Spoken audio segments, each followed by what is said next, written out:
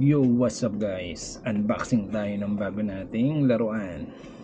Ito ang DJI Neo drone. So, ito yung bago ng DJI. So, actually nabuksan ko na ito guys. Pakita ko lang sa inyo kung ano yung nasa loob ng box niya. So, it's a DJI Neo Fly More Combo. So, ayan. Binili ko to sa online store ng DJI Neo. So, check natin kung ano nasa box. So, ayan, DJI Neo. Una sa ibabaw niyan is yung, what is this?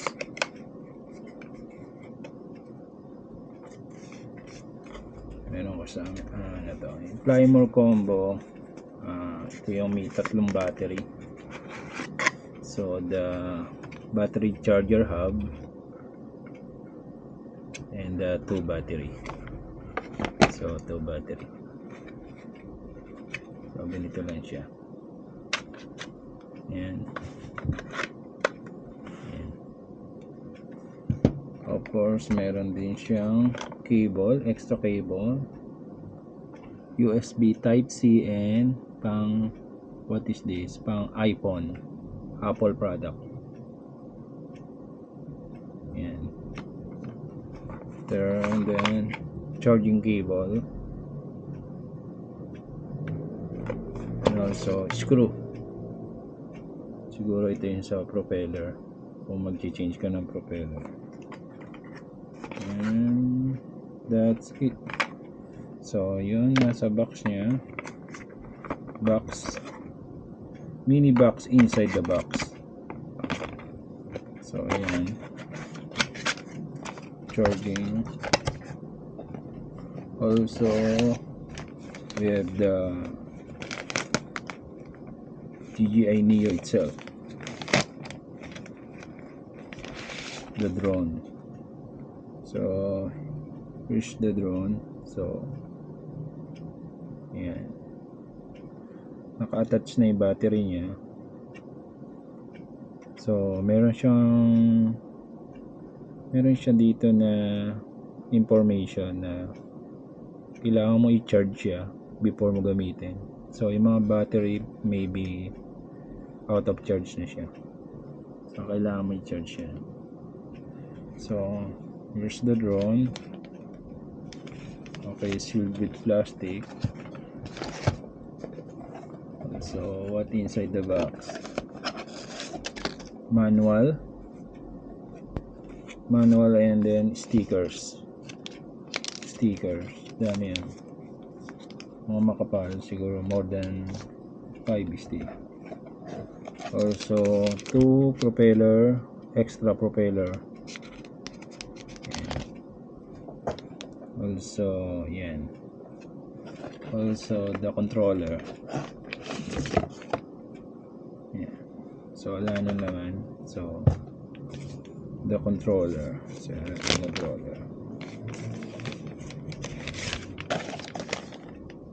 So the controller you need to charge also. Okay, DJI Neo controller. So yung controller, how to use yung controller. So ito yung, here meron siya ditong for ano to, joystick, removable, rubber, attached with rubber. So dito siya for easy control yung joystick. Yan. Scroll lang siya. That's it.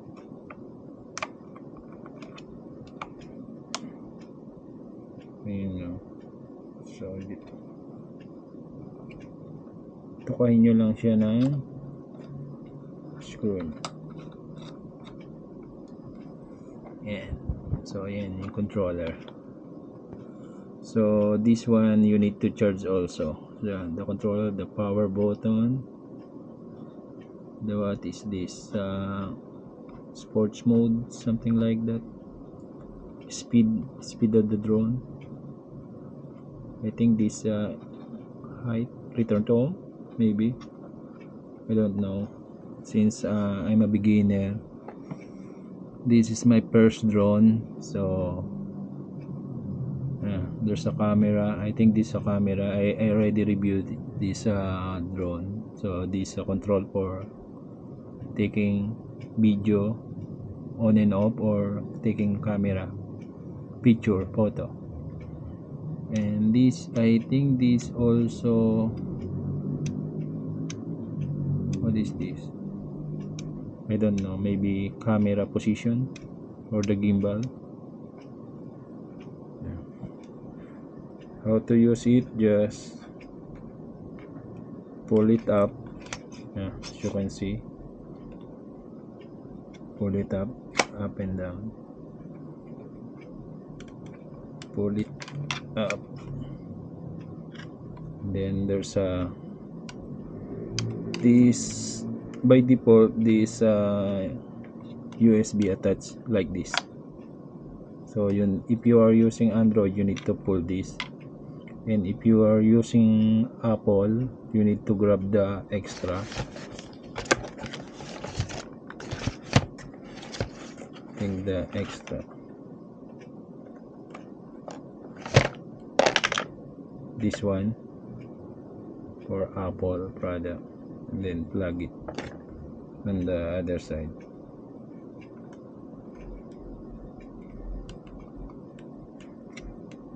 And then you can control. So this one, so here. So kung grab nyo na yung phone nyo, kung may phone kayo,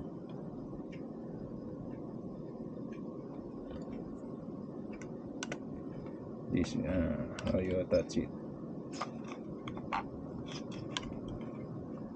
Yes, like this. See, you have the photo, and this one, and then this one, the USB type C, connect to your phone. Then and before you can use the DJI Neo, you need to install the DJI app, Fly app. Just visit it's not available on Play Store based on my experience. I search it but I can't find it, so better to go to DJI Neo website and then find the download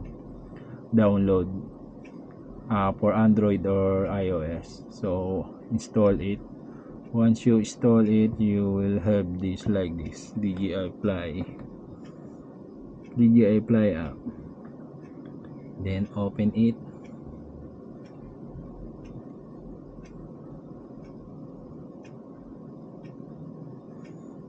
Here you go. And also you need to turn on. How to turn on the DJI Neo? Just press once the button in the bottom part, this one, near the DJI logo here. Press one and press hold, one and hold.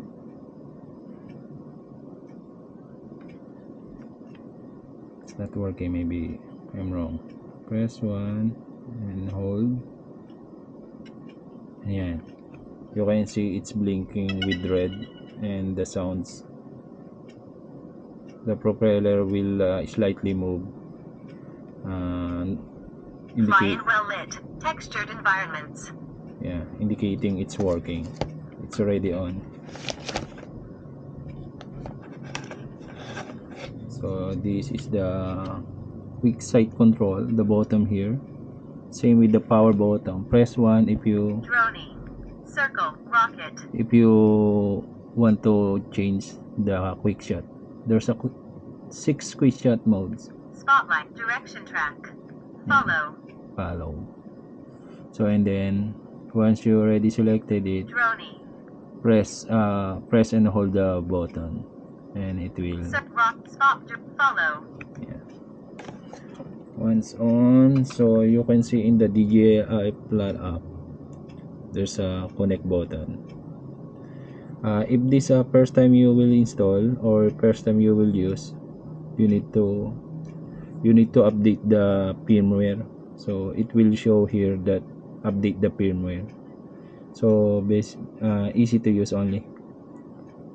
Very informative yung message niya. Just click update and will update. Once updated, ganito na makikita nyo guys. So just click connect, allow, connect.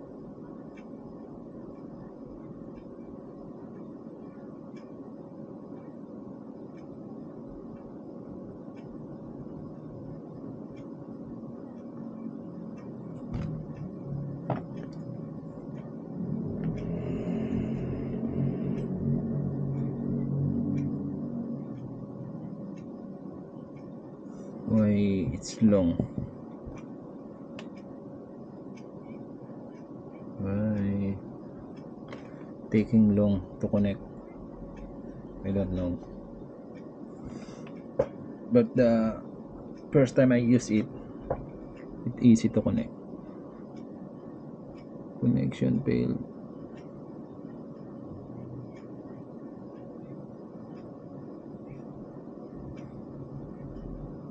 Yeah, it's connected. Well, hey, what's that?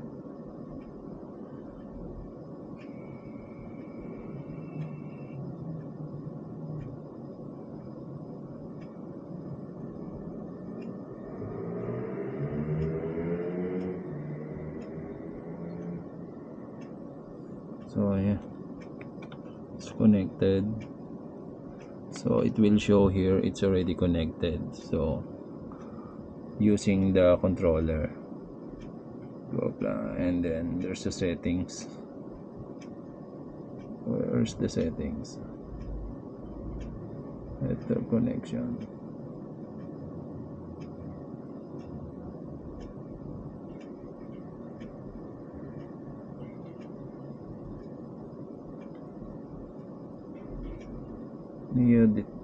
DJI Neo detected.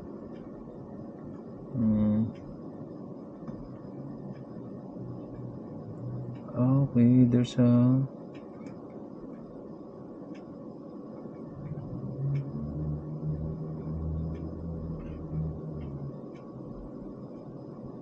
Point the camera at your face and press and hold the mode button to take off.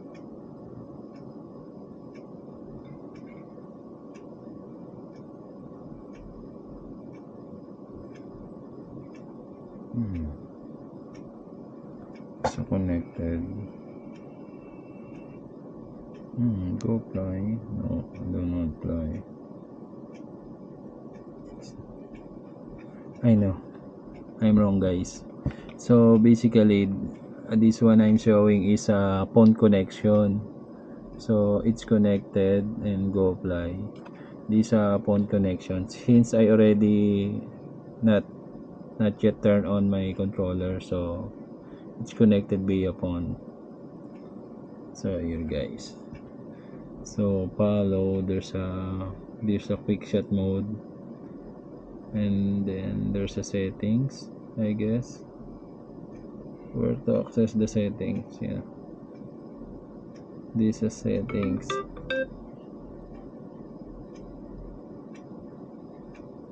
Settings, follow, yeah, follow, close per medium, something like that, close, low, yeah.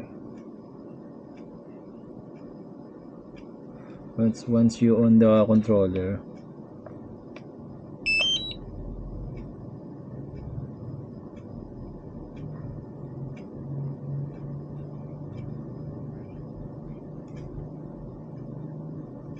you can see here connected.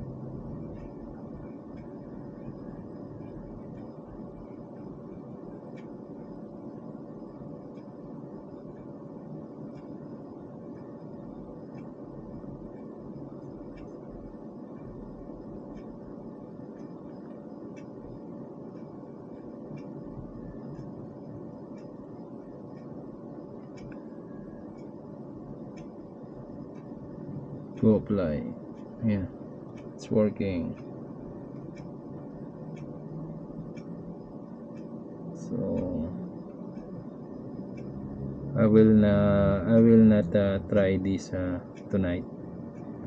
Maybe in the morning I'll try this, guys. So this quick review only how to use it as a beginner. So yeah, apply more combo. The controller is working and easy to connect.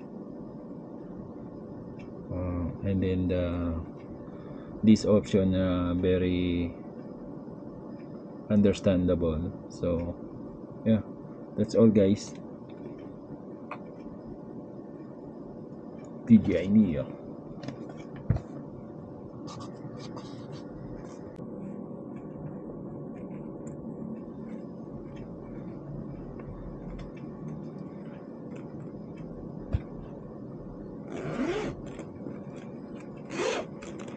Also, guys, this the bag that I bought online, Lazada.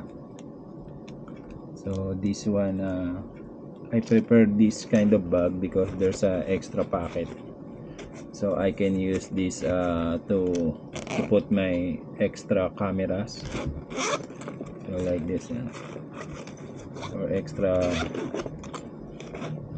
charger, something like that.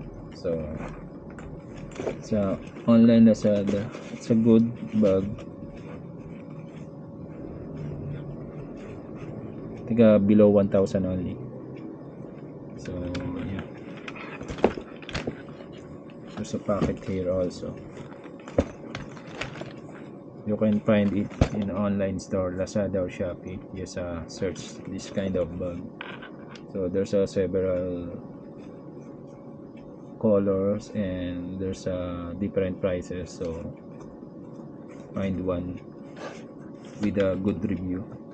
This one is good, like a synthetic, but not waterproof, maybe. So drone. So it's a pit, actually pit, and actually you can put extra item underneath. So the controller, yeah, controller. Also the battery,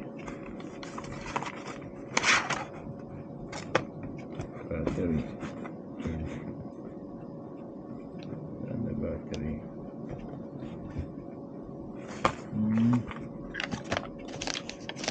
Extra propeller, and then the notes you can put here inside.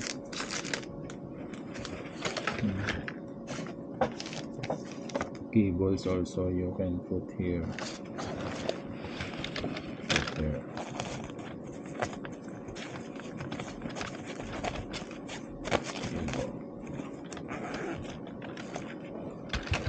I think that's it, guys. Where's the screw? The Phillips screw.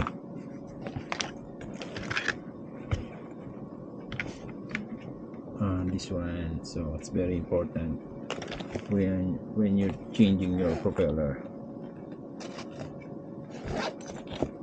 I think that's it, guys. So the box,